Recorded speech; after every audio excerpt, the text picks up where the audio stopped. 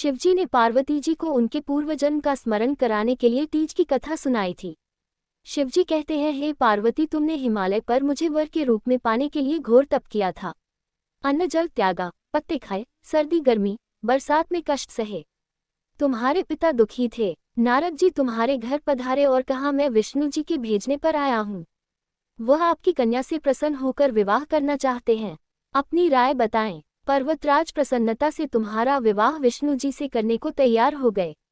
नारद जी ने विष्णु जी को ये शुभ समाचार सुना दिया, पर जब तुम्हें पता चला तो बड़ा दुख हुआ। तुम मुझे मन से अपना पति मान चुकी थी। तुमने अपने मन की बात सहेली को बताई। सहेली ने तुम्हें एक ऐसे घने वन में छुपा दिया जहां तुम्हारे पिता नहीं पहुंच सकते थे। वहां तुम तप करने लगी।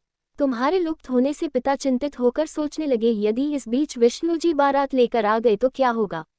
शिवजी ने आगे पार्वती जी से कहा, तुम्हारे पिता ने तुम्हारी खोज में धरती पाताल एक कर दिया, पर तुम न मिली। तुम गुफा में रेत से शिवलिंग बनाकर मेरी आराधना में लीन थी। प्रसन्न होकर मैंने मनोकामना पूरी करने का वचन दिया। तुम्हारे पिता खोजते हुए गुफा तक पहुंचे।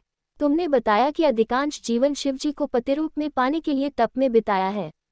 आज तप सफल रहा। शिवजी ने मेरा वरण कर लिया। मैं आपके साथ एक ही शर्त पर घर चलूंगी, यदि आप मेरा विवाह शिवजी से करने को राजी हों। पर्वतराज मान गए। बाद में विधि विधान के साथ हमारा विवाह किया। हे पार्वती, तुमने जो कठोर व्रत किया था उसी के फलस्वरूप हमारा विवाह हो सका। इस व्रत को निष्ठा से करने वाली स्त्री को मैं मनवांछित फल देता हूँ। उसे तुम जैसा अचल सुहाग का वरदान प्राप्त हो।